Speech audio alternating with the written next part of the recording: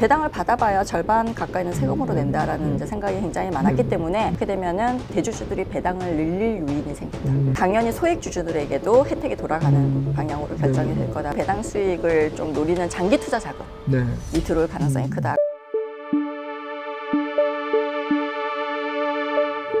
국내 뭐 배당 그 성향 자체, 배당률 자체가 현저히 사실 낮고, 그래서 배당 소득을 분리과세하자라는 얘기가 나오고 있는데 이 부분은 뭐 지금 말씀하신 부분에서 그렇죠. 아니요, 같이 갖고 가는 제도적인 부분 중에 하나인 거죠. 그래서 현재는 이 이자 배당에 이제 포함해서 금융소득이 2천만 원이 넘으면은 근로소득하고 합산해서 굉장히 높은 세율을 부과하도록 되어 있단 말이에요. 그래서 최대 뭐 49.5%까지 해야 되는 거죠. 다시 말하면은 배당을 받아봐야 절반 가까이는 세금으로 낸다라는 이제 생각이 굉장히 많았기 때문에 거액 자산가 또는 중요한 거는 대주주들이 배당을 그렇게 선호하지 않았던 거죠. 본인들이 배당을 받게 되면 어쨌든 이거는 세금으로 다 내야 되니까. 그러니까 오히려 대주주들이 의사결정할 때 배당을 선호하지 않는 의사결정을 하게 되면은 소액주주들은 똑같이 배당을 못 받게 되는 거잖아요. 그래서 이제 이 부분에 대해서 이제 분리과세를 적용하겠다라고 이제 하는 거죠. 그래서 기업의 배당 확대를 유도하기 위해서 그래서 낮은 세율로 분리과세, 그러니까 15.4%만 세금을 내면 되거든요. 그렇게 되면은 대주주들이 배당을 늘릴 요인이 생긴다.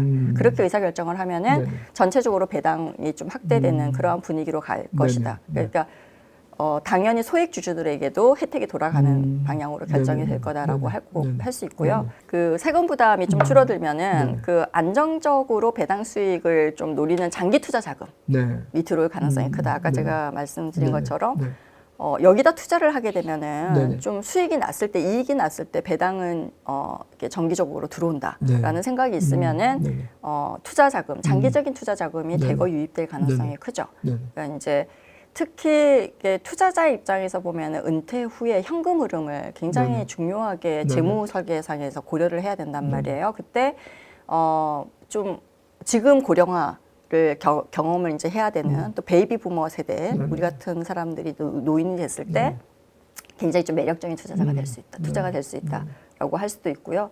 그래서 결국은 단기적인 차익을 누리는 우리가 단타라고 하죠, 트레이더라고 부르거든요. 근데 이런 거에서 장기 투자로 좀 전환시키는 목적을 가지고 좀 한 거다라고 보는 거죠. 그래서 좋은 기업에 오랫동안 돈을 좀 묶어놓자.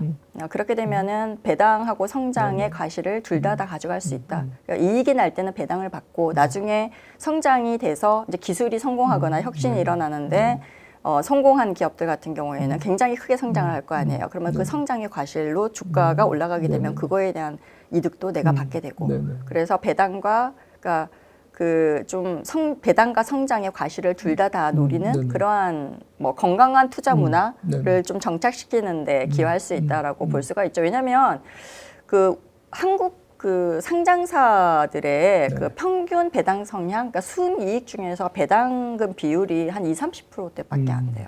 근데 이제 미국, 일본 이런 선진국들 있죠. 이런 데는 50%에서 70%까지 되거든요. 굉장히 높은데 여기에 비해서 굉장히 낮아요.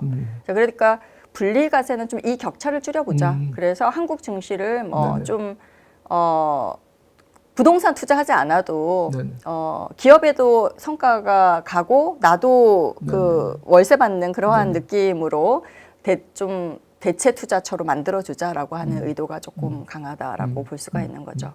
그래서 뭐 자본시장 활성화와 그 투자 유도를 위한 조치로는 굉장히 긍정적인 그러한 효과가 기대가 되죠. 근데 과세 형평성 이슈를 또 얘기를 하잖아요. 왜냐하면 부자 감세 논란이 또 생기는 거죠. 그래서 근데 이제 방금 얘기한 것처럼 이제 이렇게 따지게 되면은 그 부자 감세를 안 해주기 위해서 자본시장 전체에 이렇게 그 주주 환원을 낮은 주주 환원을 해소하기 위한 거를 포기할 수는 없거든요. 그러니까 이제 정부가 뭐 좀 투자 활성화와 결국은 시장에 그 자금을 모으는 기능을 좀 강화시켜서 이게 결국은 한국 경제 전체의 성장 促진으로 연결된다라는 그 구조를 굉장히 좀 강하게 설명을 하면서 설득시킬 필요가 있다라고 저는 생각을 합니다. 그러니까 지금 말씀해 주신 것처럼 사실 이번 상법 개정의 뭐 배경, 목적, 뭐 방향 이건 되게 뚜렷한 것 같아요. 목적성이 되게 좀 뚜렷해 보이는데 그렇다고 한다면 이런 어떤 방향에서 앞으로 좀 추가될 뭔가 그 정책 네. 뭐 이런 것들이 좀 어떤 게 좀 예상이 되시나요? 지금 하고 있는 게 어떻게 보면은 우리가 경험하지 못했던 굉장히 강력한 게 법안 개정이에요. 기업들한테도 굉장히 충격이 좀 클 수가 있고 그래서 정부도 지금 최대한 유예 기간과 그 이런 것들을 주면서 단계적으로 해서 이 진행되는 과정들을 좀 보려고 하는 것 같아요. 아까 처음에 얘기한 것처럼 그럼에도 불구하고 첫 발을 내디딘 것은 굉장히 중요한 의미가 있다라고 저는 얘기를 하고 싶고요. 어쨌든 앞으로 좀 논란이 되는 부분들은 집중 투표제 의무화 이거 지금 계속 논의되고 있는데 뭐 이 부분에 대해서도 좀 의견들을 계속 지금 들으면서 지금 할 것 같고요. 그다음에 다중대표 소송제 도입하는 이슈가 또 있는 것 같아요. 이게 그러니까 이런 거죠. 모 회사 주주가 자회사의 경영진의 잘못된 결정으로 인해서 손해를 봤을 때 자회사 이사를 대상으로 해서 직접 소송을 제기할 수 있는 그러한 제도인 거죠. 근데 이제 예를 들어서 뭐 A라는 모 회사가 100% 지분을 가진 B 회사, 알짜 자회사예요.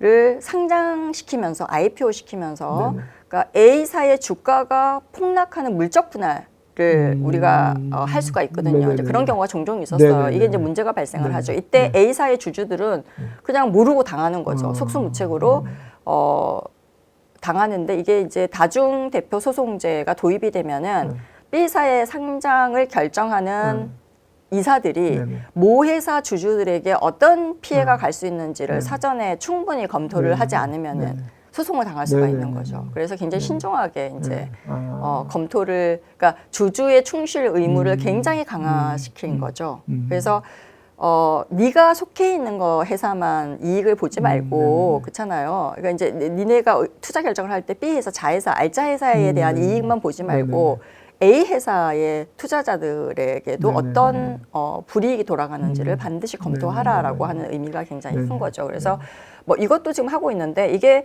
지금 어떻게 보면은 회사 이사가 그 임무를 위반해서 회사에 손해를 이제 끼치면 원래 이제 상법에 현재 상법에 보면은 10년 이하의 징역, 그다음에 3천만 원 이하의 벌금을 받도록 되어 있단 말이에요. 그리고 이게 특별 배임죄예요. 그러다 보니까 이 조항이 있거든요. 그래서 어떻게 보면은 재계 입장에서는 굉장히 부담되는 그러한 그러니까 업무상 배임죄와 중복되는 상황이 발생을 해버리는 거예요. 그래서 이중처벌이다라고 하는 것 때문에 과도하게 법적 리스크를 지는 부분에 대해서 굉장히 이제 우려하는 의견들이 나오고 있거든요. 여기에 이제 얼마 전에 보니까 민주당의 김태년 의원이 그 특별 배임죄 조항 삭제 를 담은 상법 개정안을 발의했다라고 하더라고요. 그래서 좀 합리적으로 경영 판단이 이루어졌다라고 볼 때는 형사 책임을 면제할 수 있도록 하겠다. 그래서 이 제도로 인해서 뭐 과도하게 소송이나 이런 것들이 이루어지지 않도록 그런 법안도 같이 진행하겠다라고 하고 있고요. 그래서 이런 부분들에 대한 좀 앞으로 진행되는 과정들을 좀 유심히 지켜볼 필요가 있지 않을까 생각을 합니다.